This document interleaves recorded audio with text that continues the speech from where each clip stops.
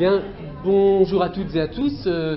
Comme prévu aujourd'hui, donc nous accueillons Mariangela Albano, qui a été jusqu'à l'année dernière ATER à l'Université de Paris 3, qui a fait sa thèse en co-direction avec une universitaire italienne et avec moi, une thèse qui portait, ou peut-être que tu en parleras un petit peu, mais en tout cas sur un sujet en relation avec les linguistiques cognitives. Et ça fait 3 ans, je crois, ça doit être la 3e fois que tu viens. Non, mais que tu, voilà, il me semble, ou la 2e ou la 3e fois, chaque année, je lui propose de venir présenter un sujet qu'elle connaît très bien, qui est celui du blending. Voilà, donc je pense que ton exposé, tu en as pour, tu prends 3 quarts d'heure, une demi-heure, 3 quarts d'heure, et ensuite on aura un peu de temps pour les questions. Ok, alors donc j'essaierai vite. Voilà. Alors attends, pardon, je vais te mettre ça. Alors peut-être, est-ce que tu peux enlever ou alors ouais, c'est peut-être mieux et de le mettre sur ta veste, parce que ça va frotter. Donc, on va le mettre ici. Ok, voilà. Okay, alors ça. Ah, je ne dois pas me bouger beaucoup. Et non, pas du tout. Si, là, regarde. Ah non, c'est... D'accord. Bon, bah, tu vas être un peu gêné. Bon, alors bonjour. Donc, merci donc, de m'accueillir aujourd'hui. Donc, on va faire, donc, excusez-moi pour ce petit accent qui reste toujours, donc c'est l'italien. Mais bon, donc aujourd'hui je vous parlerai donc de ce qu'on appelle en anglais blending, mais en français donc on l'appelle soit donc intégration conceptuelle, soit amalgame. Ça dépend aussi du courant un peu des théoriciens qui choisissent donc soit blending, soit network d'intégration conceptuelle ou amalgame. Alors, qu'est-ce que c'est donc un blending ou un amalgame? Donc, c'est réellement ce que je vous montre ici, c'est comme une casserole, voilà, où on mélange un peu tout. Pourquoi? Donc, on parle de l'esprit aujourd'hui, on parle des idées, de la vision du monde, de la Weltanschauung, non? Et donc, de comment donc on peut donc modifier la vision du monde et par les idées. Et par donc aussi des conceptions qui peuvent être réellement différentes. Alors, donc le blending, donc c'est une opération donc cognitive. Donc cognitive, ça concerne et donc le réellement donc tout ce qui donc est en relation avec les neurones et aussi donc les idées en général, donc plus en général.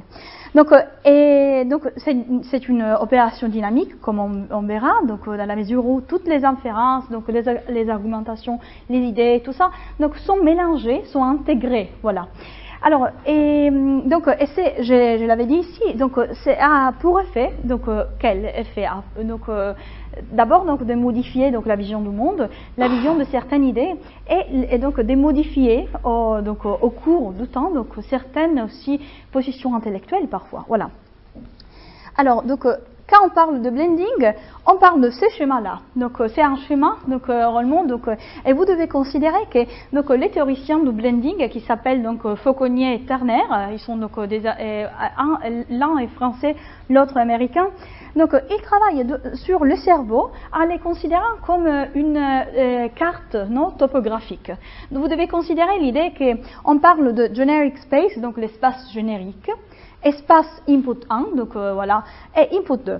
Et après, donc espace de blend. Pourquoi espace? On aborde une terminologie qui concerne donc la géographie, donc la topographie, pour parler de l'esprit humain. Vous comprenez? Ça va? Je vais trop vite, ça va? Oui? Alors, donc qu'est-ce qu'ils sont donc les deux espaces? Alors, je vous présente tous les espaces petit à petit. Donc, il y a donc un espace de départ, voilà, c'est l'input 1, voilà 1. Et un espace d'arrivée, donc qu'il faut comprendre, l'input 2. Après, il y a quelque chose qui donc montre la on peut dire le générique, tout ce qui concerne réellement donc les idées donc plus basilaires, on peut dire, voilà. Et après donc les blends, ça sera donc l'intégration de tout ça. Vous comprenez? Je vous montrerai petit à petit. Alors donc on peut appeler donc les espaces donc 1 et l'espace 2 des espaces de départ. Parce que par donc l'intégration de ces deux espaces, on crée une nouvelle idée. Par contre, donc, il y a donc plusieurs typologies de connexions. Donc, après, donc, l'espace mental générique, je vous donnerai tout ça, donc pas de soucis. Donc, l'espace générique donc, est à la base de deux donc, espaces qu'on appelle donc input Et donc on retrouve en lui donc des similarités, on peut dire, de ces deux espaces. Voilà. L'espace générique, vous devez les considérer comme un espace qui est donc à la base de deux espaces. C'est un peu une base, voilà, qu'il faut comprendre. Et les blends, c'est l'intégration. Comme vous pouvez voir donc dans la structure ici, vous pouvez voir ici il y a un carré.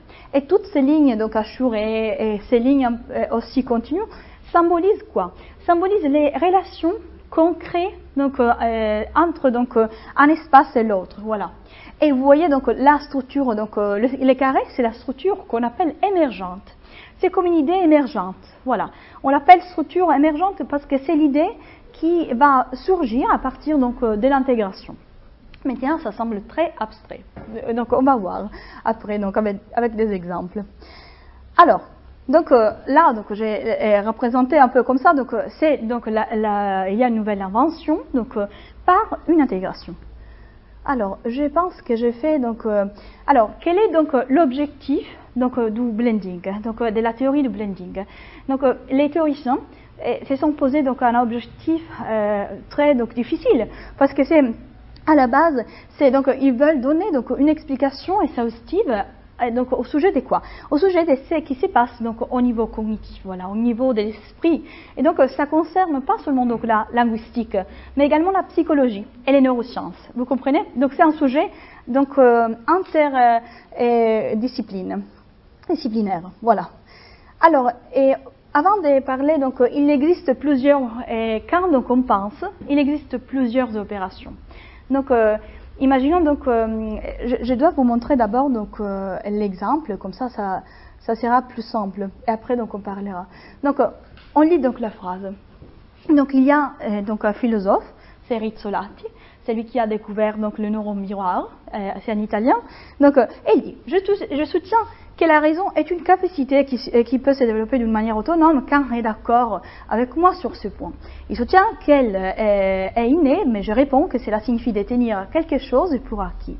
Kant riposte dans la critique de la raison pure que seules les idées innées ont de la force. Mais face à cela, je dis, qu'en est-il alors de la sélection des groupes neuronaux? Donc, Kant ne répond pas. Donc, Rizzolatti, donc c'est un exemple donc, que Fauconnier et Turner ont montré pour dire quoi? Vous voyez donc qu'il y a donc deux dimensions qui vont donc s'intégrer. Il y a la dimension Rizzolatti, il a comme on peut dire ressuscité Kant. Vous comprenez? Donc parce que qu'est-ce qu'il a fait? Il a approché donc, son temps, donc la contemporanéité, au passé. Vous comprenez? Et, donc, on peut voir donc d'abord donc il y a donc la structure du blending, il y a donc un espace de départ. Donc Kant donc c'est en 1784 avec donc sa langue, ses affirmations, donc l'allemand et tout ça. Vous comprenez? Et avec sa philosophie. Et après il y a de l'autre côté il y a Rizzolatti, donc c'est les philosophes contemporains, donc en 1996, et il y a donc ses affirmations, la langue anglaise parce qu'il a écrit en anglais. Bon, et donc il y a donc ces deux donc espaces input, on les appelle. Voilà, ces deux espaces ont à la base un espace générique, et c'est les modèles donc du penseur. Voilà, donc de qu'est-ce que signifie être un penseur, un philosophe. Voilà, avec donc les modalités des réflexions. Donc c'est tout ce qui est générique, des bases. Voilà, tout cela, donc les trois espaces, vous voyez, vont être intégrés et vont donner une structure émergente, et c'est donc l'effet que les deux philosophes, on peut dire, vivent en même temps. Vous comprenez? Donc c'est comme donc, si donc, Kant est donc ressuscité, on peut dire, par Rizzolatti, à la même manière, parce que Rizzolatti le conduit vers son temps. Voilà, vous comprenez? C'est clair? Oui. Alors, donc là c'est un exemple qu'il donne donc le théoricien pour montrer. Donc, et ils ont fait donc tout cela. Donc c'est un schéma qu'on peut trouver dans les livres donc des Fauconnier et Turner, où il y a donc plusieurs donc lignes. Donc vous voyez donc il y a des lignes hachurées, des lignes continues, et tout cela veut montrer qu'il y a donc plusieurs intégrations. Voilà, plusieurs intégrations du pensée. Alors, ah oui, merci. Donc Et alors, donc, il y a donc le mapping, donc on peut dire qu'il existe, donc quand on parle donc de relation, donc intégration, on parle de mapping. Qu'est-ce que c'est un mapping? C'est une sorte un ensemble de correspondances épistémiques. Vous comprenez? Donc, et donc cet ensemble, et vous pouvez le voir, donc est représenté par les lignes donc assurées qui s'unissent donc où? Dans l'espace de blend, de l'intégration. Donc il y a donc une projection qui, donc, selon donc, le théoricien, est partielle. Pourquoi? Donc, normalement, donc, quand on pense, on prend seulement donc, une partie des choses qui nous intéressent. Voilà. Pourquoi? Parce que quand on pense à quelque chose, on ne prend pas donc, tout le concept d'une chose. Je vous montre un exemple. Si, par exemple, je dis donc, une métaphore comme j'ai construit une théorie. Voilà. Donc, c'est une métaphore. Donc, et vous qu'est-ce que vous avez? Donc, il y a donc la théorie, non? Et il y a donc le bâtiment. Vous comprenez? Donc, et donc, je mets ensemble quelque chose qui concerne le bâtiment, donc au moment de construire, voilà, et donc de physique, et quelque chose qui concerne donc tout ce qui est intellectuel, voilà. Donc, cette union va créer donc plusieurs donc intégrations. Mais qu'est-ce qu'on va prendre donc du bâtiment, du concept de bâtiment? Seulement c'est ce qui nous intéresse. Par exemple, on ne prend pas, donc on ne dit jamais donc, les chambres de la théorie, mais on dit plutôt donc, les fondements non, de la théorie. Vous comprenez? Les piliers de la théorie. Vous comprenez? Donc on ne prend pas tous les concepts. Quand on parle de concepts, on va revenir à ce qu'on appelle, donc, à ce que Roche, donc Éléonore Roche, je ne sais pas si vous avez déjà parlé d'Éléonore Roche, donc du prototype et tout ça. Donc, réellement, quand on pense à un concept, on pense à quelque chose comme le concept mental est une structure qui donc peut avoir plusieurs, on peut dire, endroits. Et donc on va vers certains endroits et pas d'autres. Vous comprenez? Donc, quand par exemple je dis donc les piliers de la théorie, ça fonctionne, c'est une métaphore usuelle, on peut dire. Voilà. Même les fondements de ma théorie. Mais jamais, donc, si par exemple on dit les couloirs de ma théorie, ça ne fonctionne pas. Mais pourquoi? Parce qu'il n'y a, il n'y a pas de personnes qui donc, ont écrit, il n'y a pas de journalistes qui ont écrit les couloirs de notre théorie. Pourquoi? Parce que l'idée naît petit à petit. Une idée peut naître petit à petit. Donc un concept se forme petit à petit dans la langue. Et le langage absorbe, non? C'est cette transformation. Vous comprenez? Ça va? Je vais trop vite, c'est clair? Donc, les blending, qu'est-ce que c'est? Donc, le blending, c'est une sorte, donc, réellement de, on peut dire, méta-réflexion sur donc, la conceptualisation. Voilà. Donc, comment donc, on conceptualise? Quand on conceptualise, on utilise donc plusieurs structures et les théoriciens ont parlé donc d'espace. Parce que, bon, c'était plus facile.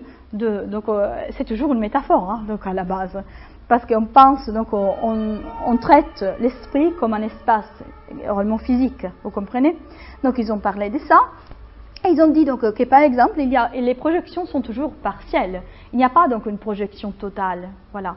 Et il y a, comme vous pouvez voir, donc, ici, donc, je l'écris ici, donc, donc, on a, donc, dans les blends, dans l'intégration, donc, dans l'idée centrale, nouvelle, on peut dire, voilà. Il y a donc des structures comme Kant, les philosophes contemporains et tout ça, donc, qui sont donc prises en considération. Tandis que, par exemple, les aspects qui concernent la vie de Kant, non, ou sa langue, le fait qu'il n'a pas connu réellement les philosophes contemporains, et donc sont des projections qui sont exclues. Vous comprenez? Donc, on prend seulement des choses qui nous intéressent. Voilà. Alors, et là, c'est la même chose. Il y a une structure émergente, donc, il y a des philosophes qui parlent donc, dans les mêmes lieux et dans la même époque. Donc on renie donc, notre cerveau, quand donc, crée cette typologie des phrases, qu'est-ce qu'il va faire? Notre cerveau va rapprocher le temps et les lieux. Voilà. Donc ces rapprochements donc, donnera lieu donc, au frame. Frame, c'est vraiment donc, l'image, voilà, culturel du débat. Donc il y a un débat entre deux philosophes, un débat virtuel, mais on les crée comme donc, dans la réalité. Voilà. Alors je vais juste en arrière. Et donc je voulais vous dire seulement donc ici donc quelle est le blend, donc l'intégration est quelque chose donc je l'appelle donc le quatrième espace mental, représente donc non seulement la fusion donc des structures, mais également donc on peut dire la structure émergente est une structure qui n'est pas copiée, est quelque chose de nouveau, vraiment. C'est une idée nouvelle. Par exemple, si on imagine donc l'effet du mariage homosexuel, aujourd'hui on l'accepte. Pourquoi? Parce qu'il y a donc petit à petit, donc la société a rapproché donc l'union, donc le couple homosexuel, au mariage donc traditionnel. Vous comprenez? Il a été donc ces rapprochements d'idées, et donc et c'est comme ça qu'on crée une idée. C'est ça. Et on fait donc parfois, donc il y a des bonnes idées, on peut dire. Parfois, on les verra après, il n'y a pas de bonnes idées. Voilà. Donc il y a donc des stratégies. Et c'est réellement l'esprit humain qui crée ça. Vous comprenez? Donc il y a parfois donc quelque chose qui concerne, même ils sont les publicitaires, les journalistes, les écrivains, les philosophes, non? Mais même aussi les êtres humains, donc dans les langages quotidiens, on crée toujours, non? Des nouvelles formes, de nouvelles idées. Voilà. On va voir. Donc quand on pense, on peut dire, on prévoit des opérations cognitives, voilà. Et ces opérations cognitives, il y a plusieurs opérations, voilà. L'être humain, quand on va penser donc à une structure, quand on va donc mélanger les structures, il va donc d'abord donc faire quelque chose qui concerne la composition. Donc on compose. Qu'est-ce que signifie donc composer? C'est quelque chose donc l'association, voilà, l'analogie, c'est ça. Donc je me rapproche donc à donc et l'approche de Monnet, donc c'est réellement de l'analogie, voilà, la composition, l'effet donc de rapprocher des choses qui sont différentes, voilà. Et parfois donc créer aussi un point de similarité. Donc après il y a l'achèvement, donc on l'appelle l'achèvement, donc c'est une opération qui permet donc d'ajouter à une structure quelque chose de nouveau, voilà. Et c'est un procédé plutôt, donc qui donc est fondamental donc pour la psychologie.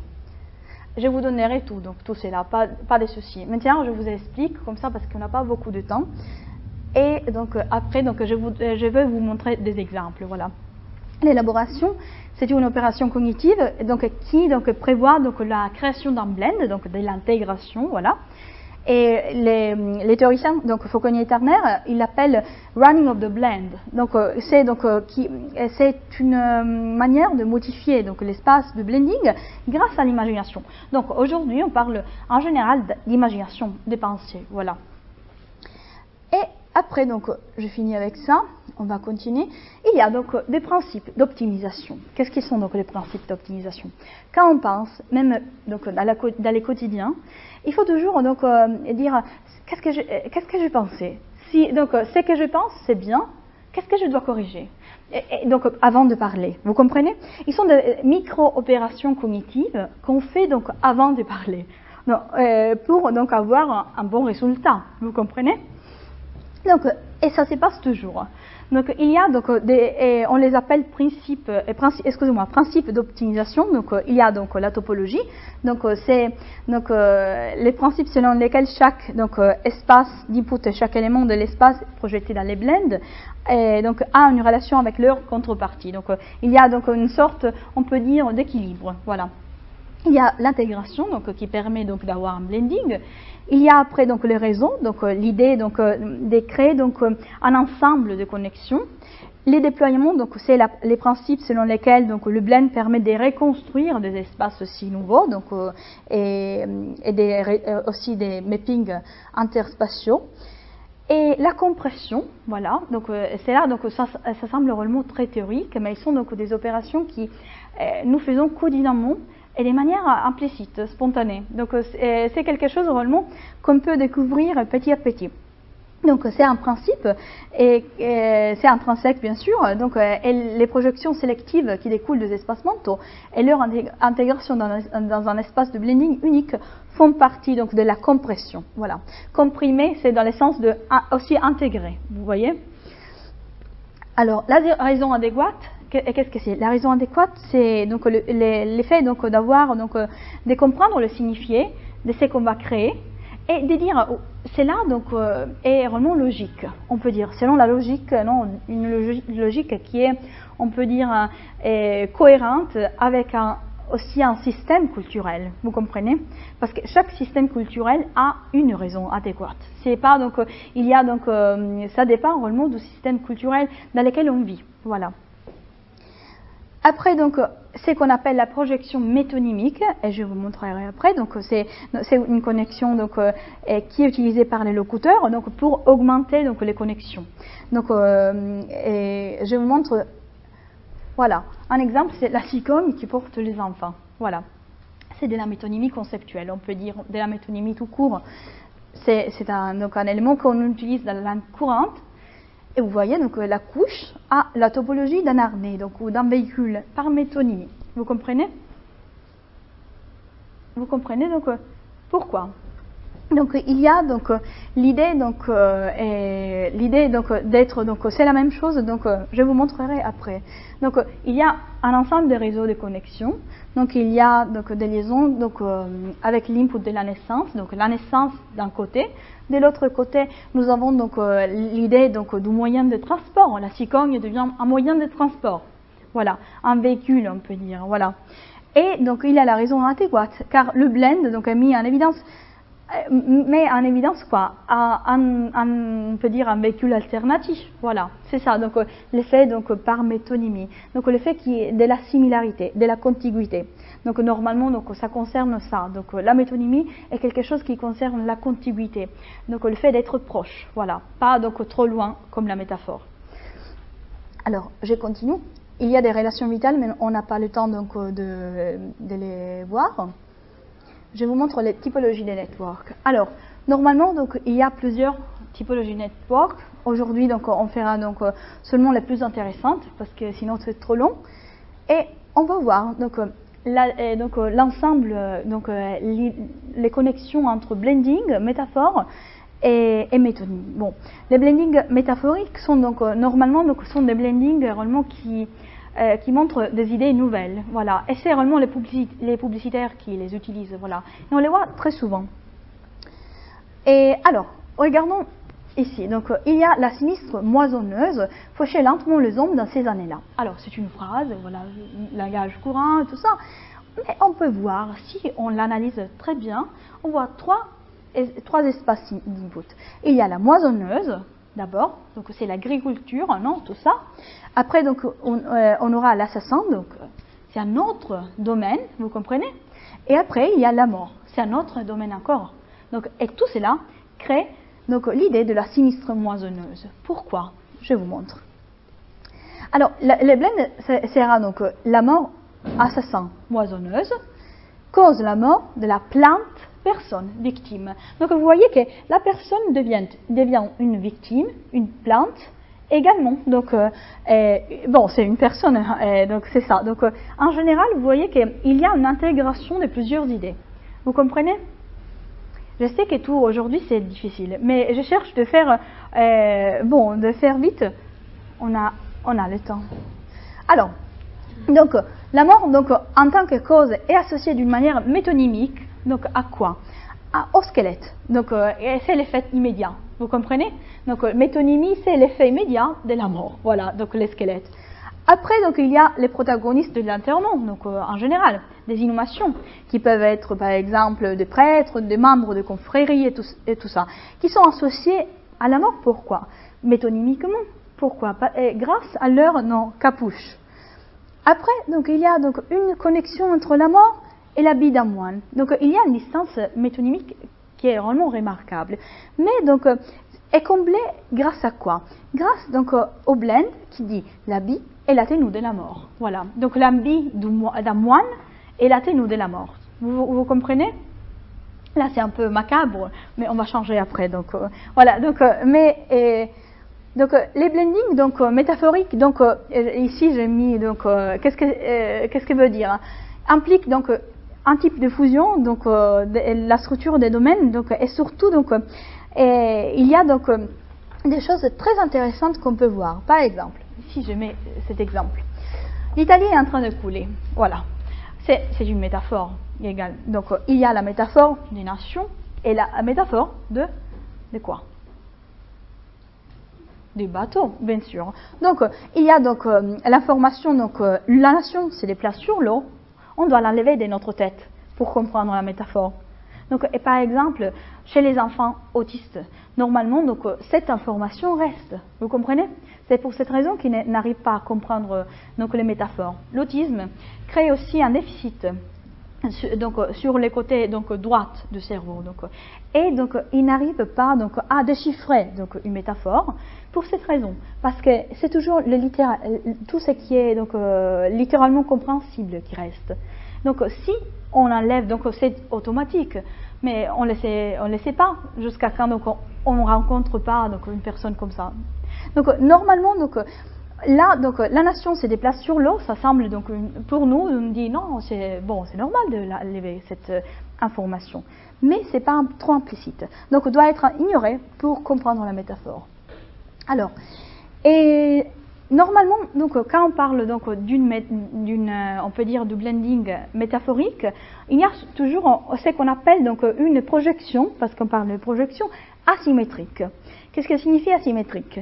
Il y a donc, imaginons par exemple la métaphore, par exemple, j'ai perdu beaucoup de temps aujourd'hui. Voilà, j'ai perdu beaucoup de temps aujourd'hui. Donc c'est une phrase normale, mais il y a derrière une métaphore qu'on appelle conceptuelle. Ce sont donc les théories de Lakoff et Johnson là. Et qu'est-ce qui se passe? Il y a donc, d'abord, donc, on comprend qu'on parle de temps. Mais on parle de temps en termes de quoi? D'argent. Vous comprenez? Donc, il y a donc quelque chose, donc, je dois comprendre. Donc, on parle de l'argent pour comprendre le concept de temps. Vous comprenez? C'est là, donc, c'est asymétrique. Parce qu'on parle d'une chose pour comprendre l'autre chose. Et la chose la plus intéressante est que parfois, donc, réellement, donc, les idées, comme par exemple, j'ai perdu le temps et tout ça, naissent où? Donc dans les sociétés. Par exemple, l'idée donc d'associer le temps à l'argent est quelque chose qui naît donc au sein de la révolution industrielle. Parce que par exemple en Amazonie, ils n'ont pas donc c'est pas ça donc la conception du temps. Voilà. Donc c'est une danse le temps, mais c'est pas l'argent, vous comprenez? Donc l'idée donc d'avoir donc vraiment un encadrement qui est social et donc qui est lié à tout ce qui concerne l'argent, la production et tout ça. Donc va créer donc des métaphores courantes, de blending courant qui restent dans notre langue. Vous comprenez? Alors donc imaginons par exemple là, mon travail est une prison. Voilà. Là c'est également la même chose. Donc, il y a donc l'idée donc de la prison et du travail. Donc, c'est vraiment la même chose.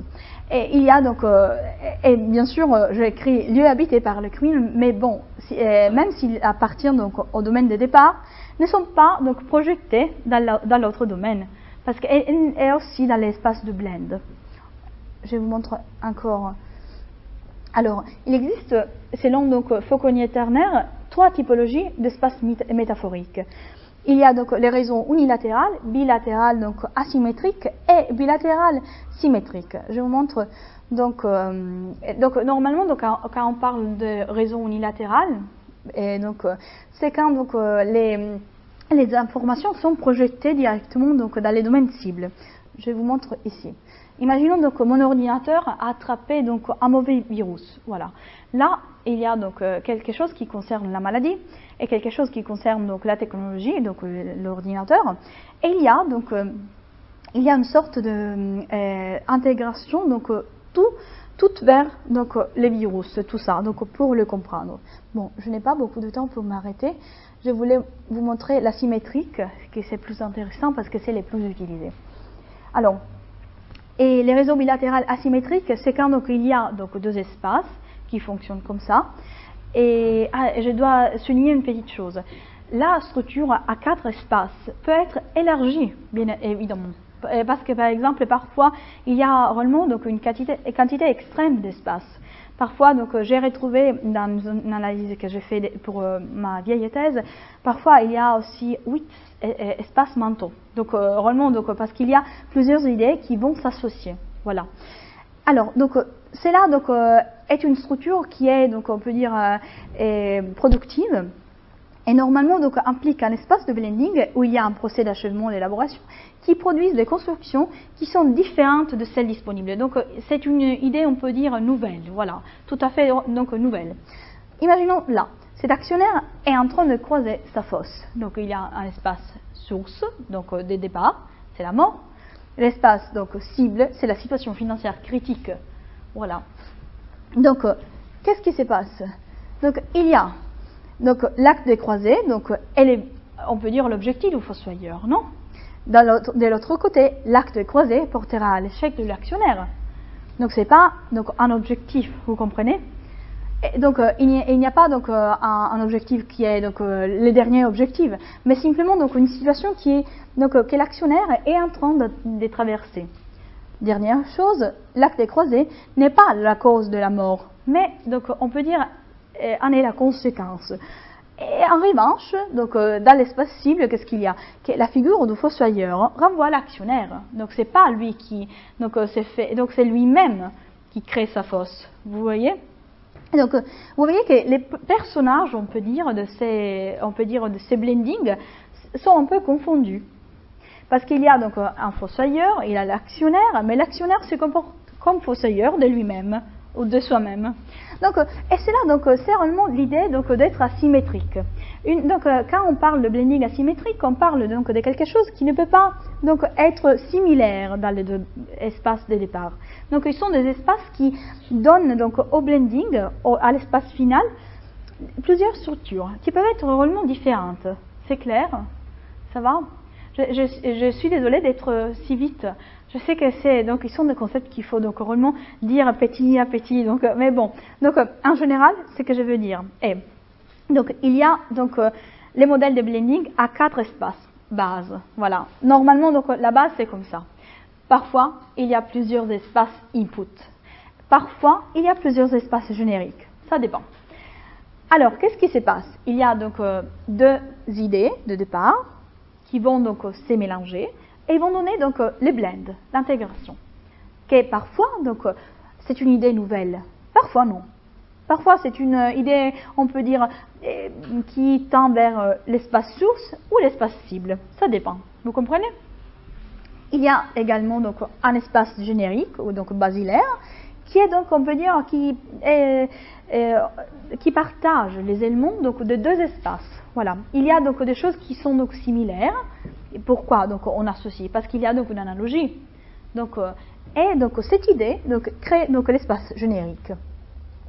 Alors, il y a également donc les réseaux bilatéraux symétriques. C'est quand donc il y a vraiment les mêmes éléments. Donc chaque espace donne au blend, donne à l'intégration les mêmes éléments. Donc regardez.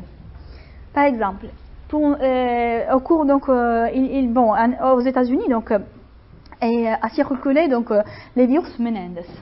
C'était un virus réellement donc on parlait donc de Menendez et ils étaient donc des assassins donc qui avaient commis de meurtres et s'appelaient donc Menendez. Donc petit à petit aux États-Unis on a donc commencé à parler donc de virus donc informatiques, non, de l'informatique, du numérique, comme le virus Menendez, terrible, qui donc crée donc des problèmes donc dans l'ordinateur. C'est là, c'est donc réellement on l'appelle donc symétrique parce que on donne les mêmes éléments. Voilà, l'espace donc final donc le blend est créé donc par les mêmes éléments de tous les espaces. Vous comprenez? Alors, je vais vers les blends créatifs. Alors, pour rester donc dans les domaines de l'actionnaire, voilà, cet actionnaire après avoir creusé sa fosse l'a aussi considérablement décoré. Imaginez donc que cet actionnaire donc a non seulement donc a créé donc son donc on veut dire a échoué, mais il a également donc publié donc cet échec de manière officielle. Donc là on crée réellement donc des blends qui sont créatifs, donc qui est quelque chose de réellement nouveau. Alors quelle heure est-il?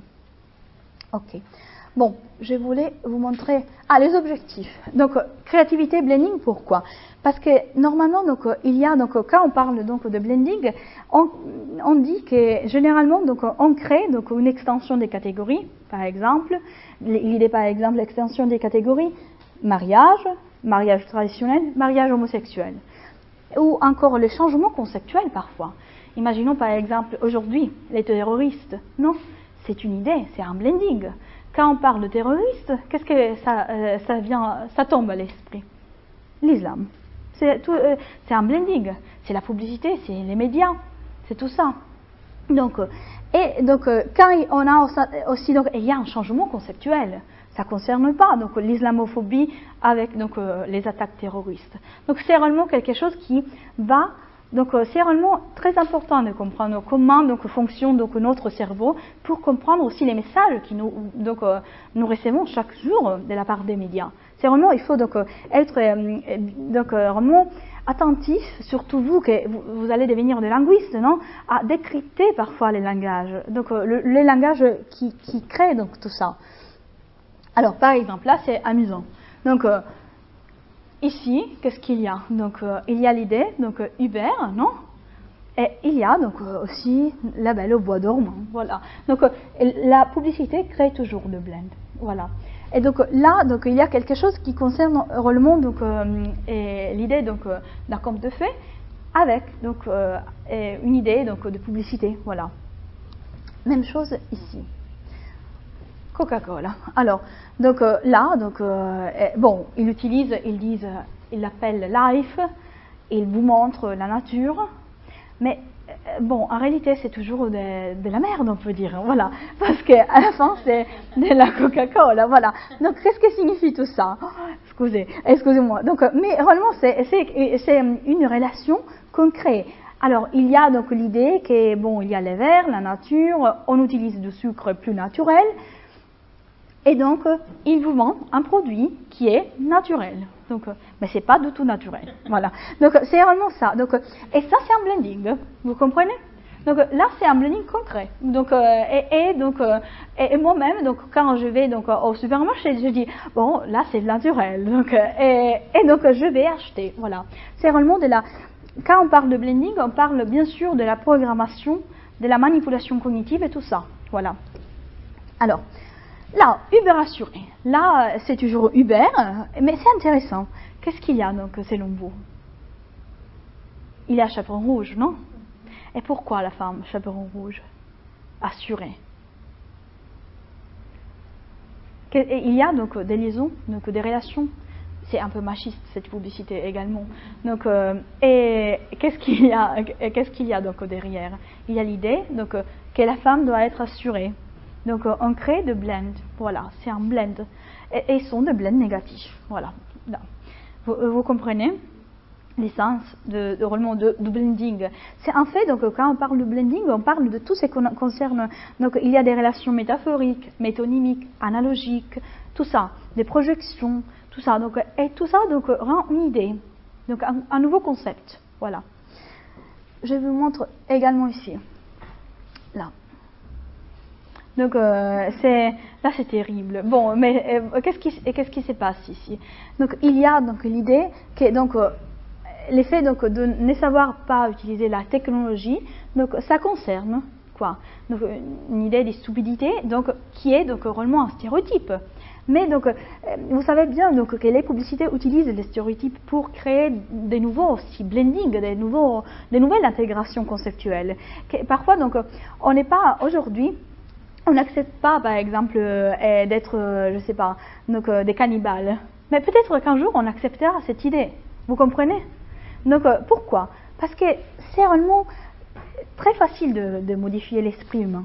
Et ça, réellement, donc, parfois, donc, c'est quelque chose qui, d'abord, donc, on va l'accepter comme une chose à la mode. Et parfois, donc, petit à petit, ça devient quelque chose qui est réellement accepté par la société.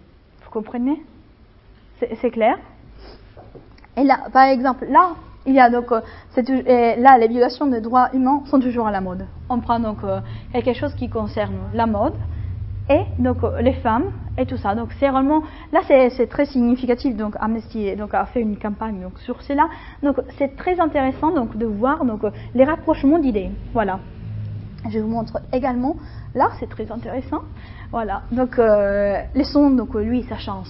Il doit choisir, voilà, entre la bombe H, chocolat chaud, au expresso. Voilà, donc c'est là, donc c'est vraiment quelque chose. On va parler donc de quelque chose, d'un choix qui concerne les quotidiens, et on les rapproche avec des choix plus importants, donc d'état et tout ça. Voilà, donc c'est quelque chose qu'on pratique tous les jours. Et bon, la dernière chose, je conclue comme ça, donc c'est l'idée, donc réellement, donc je l'avais déjà dit, l'idée donc de associer de plus en plus donc l'islam, donc le mouvement donc bien sûr au terrorisme, et donc et ce qui donne aujourd'hui donc la montée de l'extrême droite donc dans toute l'Europe. Voilà, donc et c'est réellement quelque chose qui concerne les médias, certains médias. Et vous voyez donc que réellement, donc pour créer une idée et on peut dire